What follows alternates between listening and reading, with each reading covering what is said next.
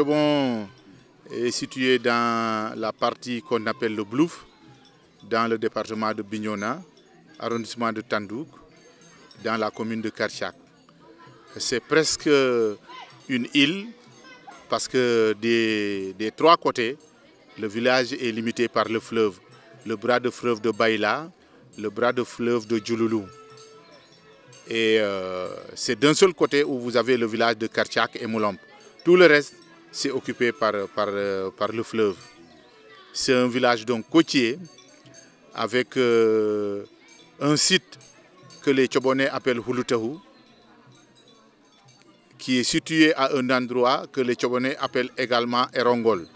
Donc c'est un endroit où vous avez une île aux oiseaux, parce que Tchobon compte beaucoup d'îles aujourd'hui qui ne sont pas habitées. Les gens vont cultiver et reviennent. Mais quand même, l'île la plus remarquée, c'est l'île de Houloutahu, où vous avez des oiseaux migrateurs qui viennent de l'Europe un peu partout pour y habiter. Alors le nom du village, on l'appelle Tchobon, mais anciennement, le village s'appelait Ehimban. Alors comment on est passé de Ehimban à Tchobon?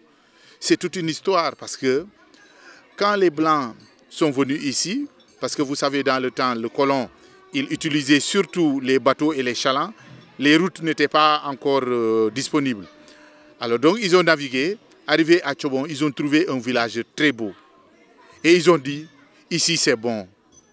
Les villageois, puisqu'ils ne parlaient pas français, ils ont dit Tchobon. Donc, le nom est venu de la transformation de c'est bon. Mais le village s'appelait anciennement Ehimban. Et aujourd'hui, beaucoup de Tchobonais se tiraillent sur la signification de Ehimban.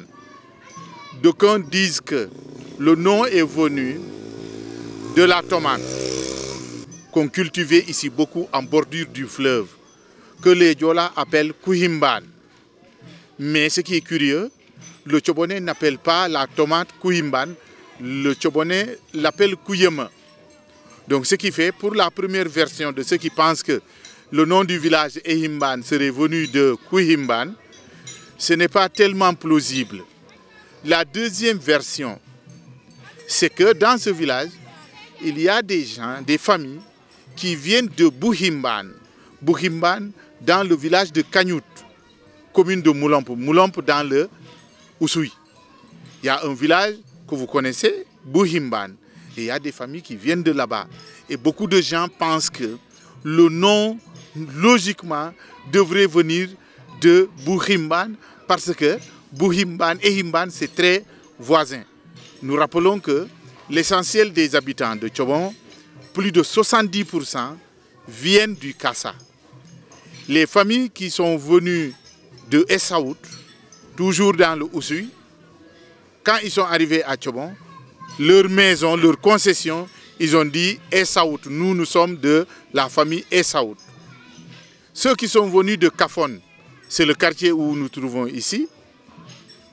Kafon se trouve à Moulamp ou Oussouy. Donc ils ont dit, nous ici c'est Kafon. Ceux qui viennent de Djikomol, qui sont des Djedjou, ils appartiennent à une famille.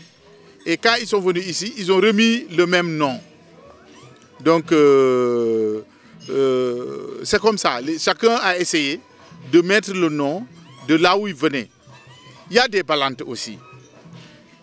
Certains sont venus de Djibanar. Le quartier là où se trouve l'école de Tchobon s'appelle Djibanger, avec pour l'essentiel des familles Mané. Alors, ceux qui connaissent l'histoire ont déduit, ça doit être Djibanger, logiquement devrait être la transformation de Djibanar. Il y a une grande famille Mané, d'ailleurs, qu'on pense être les premiers habitants de ce village. Il y a beaucoup de tiraillements entre Tchobonais, mais ce qui est sûr, cette famille habite le quartier qu'on appelle Dablé. Les Diola disent qu'on les appelle Dablé parce que justement, ils sont allés secrètement, ils ont quitté l'autre bout du village pour aller habiter à l'autre bout. Mais, anthropologiquement, le nom devrait être un nom balante qui signifie Akbale. Akbale qui signifie la maison, comme les Wolofs disent Sancheba. Donc c'est ce que ça signifie en Balante Akbale. Donc ces gens-là habitent le quartier là.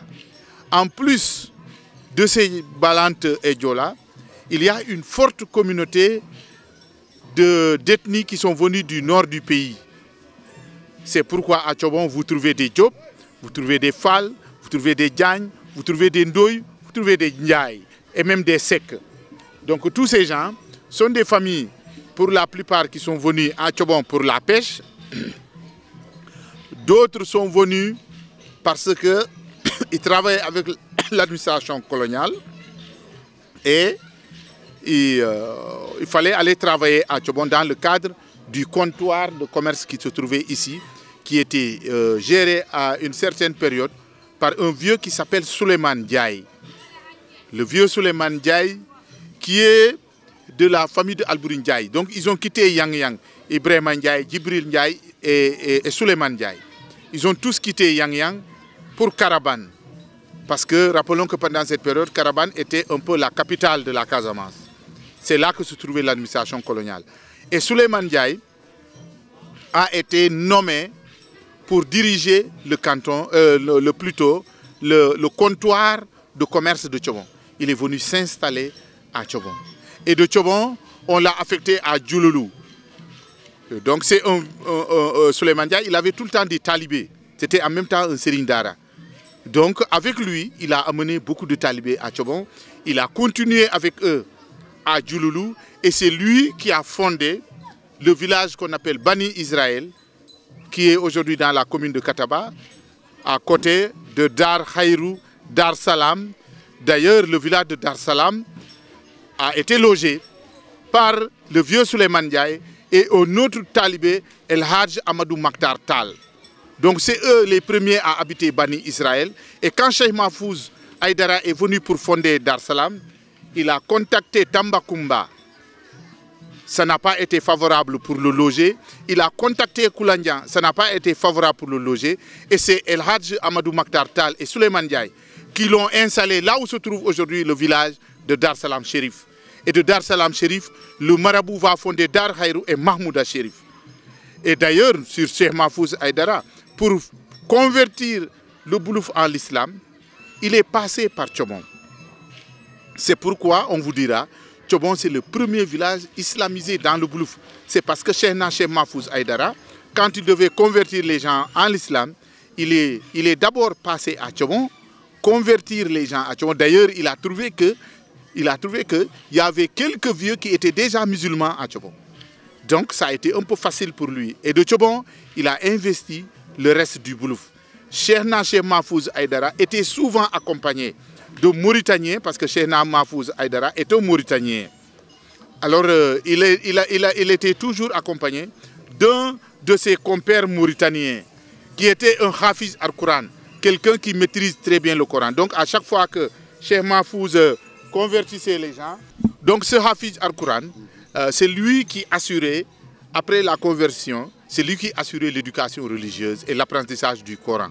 Et ce Hafiz al-Qur'an est enterré ici à Tchobon parce que Dieu a fait qu'un jour, il a dit aux anciens que si je venais à mourir, l'arbre là, c'est un caïcédra, vous coupez une branche, vous mettez du côté de mes pieds, l'autre du côté de ma tête. Et effectivement, il est mort vendredi. Il a dit, si je venais à mourir vendredi, effectivement, il est mort vendredi. On a suivi sa volonté. Ils ont coupé les deux branches. Et tenez-vous bien, tu sais, il y a des arbres, quand tu plantes une branche, ça continue à germer. Mais le caïcédra ne fait pas partie. Mais lui, les deux branches qu'on a mis, l'autre sur les pieds, l'autre sur la tête, c'est devenu deux gros caïcédras. Et cet endroit, c'est là que repose également le tuteur un peu de Cheikh Mahfouz Aïdara, c'est-à-dire le vieux Sékou Yankou Djedjou. C'est lui qui accueillait Cheikh Mahfouz Aïdara quand il venait ici. Donc Sékou Yankou et ce Hafiz al-Qur'an sont enterrés côte à côte. Et c'est devenu aujourd'hui un endroit de pèlerinage, un endroit où les gens vont pour formuler des vœux et généralement ça réussit. Parce que c'est dans le quartier de Tchobon qu'on appelle Erindian. C'est là que les deux sont enterrés. Mais historiquement, Tchobon est un village qui entretient des relations de frères avec Thionkessil. Et là, pour deux raisons principalement. Un, quand le vieux Kombosilla est passé dans le Boulouf pour l'islamisation, alors il y a eu une guerre entre lui et les habitants du Boulouf, parce que Kombosilla est passé d'abord par Tandiman. Mais arrivé à Tandiman, il n'a pas pu habiter. Il a fait 2 nuits à Tandiman. Parce que Tandiman, le nom du village signifie en Diola l'endroit sombre. Donc Tandimay. Donc c'est un village petit par sa superficie, mais un village mystiquement très grand. Donc à chaque fois qu'ils ont coupé les arbres, la nuit, tous les arbres qu'ils avaient coupés, même les herbes, retournaient encore à l'état initial. Ils ont fait 2 nuits, ça n'allait pas, ils ont continué. Et le combat entre Salif Touré, qu'on appelle de son nom de guerre Kombosilla, s'est passé entre le village de Djanki et Karchak. Là, il y a même un arbre que les habitants de Djanki appellent Bouyel et Pling, c'est-à-dire l'arbre du cheval, parce que justement, c'est là que le cheval de Kombosilla a été atteint avec Kombosilla lui-même. Il va traverser le bras de fleuve et il a continué pour le village de Ebinkin. Et comme ça, il a continué jusqu'à un village qui est en Gambie qu'on appelle Albadar. C'est là que repose Kombosilla, en tout cas selon les informations que nous détenons. Alors dans cette guerre, Kombosilla a laissé des objets. Il a laissé l'oreille d'éléphant. L'oreille d'éléphant qui avait des gris-gris mystiques qui servaient à guérir les handicapés physiques, les handicapés malentendants et malvoyants. Dès qu'on met cette oreille d'éléphant sur cet individu, tous les mal guérissaient. Il a laissé cela. Il a laissé les secrets du Coran, mais aussi il a laissé un tambour sacré. Ce tambour-là également avait des gris-gris à l'intérieur. Et malheureusement, à Tchonkessil, en ce moment, il n'y avait pas de lettré arabe pour déchiffrer ces hatim-là. Donc les lettrés, en ce moment, étaient à Tchobon qui pouvaient déchiffrer ces hatim pour que l'objet puisse se servir, parce que ces hatim doivent être renouvelés de temps en temps. Donc, Tchonkessil, ils ont les objets, mais ce qui rend les objets utiles, c'est les gars de Tchobon qui le connaissaient. Donc, première raison pour que les 2 villages soient des amis. Deuxième raison que les gens n'expliquent pas souvent, Tchonkessil et Tendouk, il y avait souvent des conflits entre eux. Et quand les gars de Tchobon étaient dépassés par les conflits, il y avait un vieux de Tchobon qui était craint et respecté par tout le Boulouf. Il était vraiment respecté, mais aussi il était craint. Alors on a demandé à ce vieux de régler le problème. Ce qu'il a fait, c'est d'aller habiter entre Tchonkessil et Tendouk, qui est aujourd'hui le village de Edjamat Djigoj. Ce n'est pas lui qui a fondé le village existait. Il est venu trouver des gens là-bas, il a habité.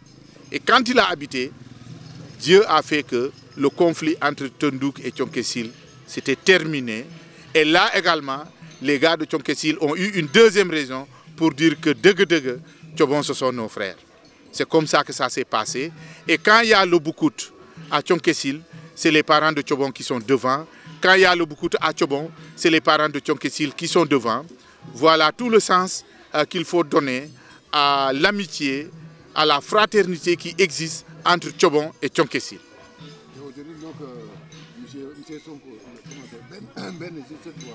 Voilà, c'est pourquoi tout Tchobon a salué le fait que c'est un fils de Tchonkessil qui est à la fois fils de Tchonkessil et Tchobon, qui est venu aujourd'hui donner de l'eau aux habitants de Tchobon. Donc, c'est à la fois historique, social et anthropologique si Abdou Ben Sambou, qui est de Tchonkessil, qui vient donner de l'eau aux habitants de Tchobon. Les Mandingues diront, s'il l'a fait, il a fait ce qu'il devait faire. S'il ne le fait pas, il a failli à sa mission.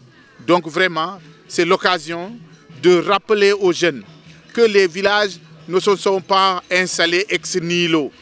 À l'intérieur du village, peut-être que le village avait 2 habitants, peut-être que c'est une seule personne qui avait habité, mais avec sa grandeur d'esprit, il a permis à un autre de s'installer, un autre a permis à une autre famille de s'installer. Voilà pourquoi nos villages sont devenus aujourd'hui très grands. Malheureusement, ce que nous vivons, aujourd'hui, il y a des conflits dans tous les villages, des conflits de terre. Non, ici c'est pour mon grand-père, ici c'est pour cela.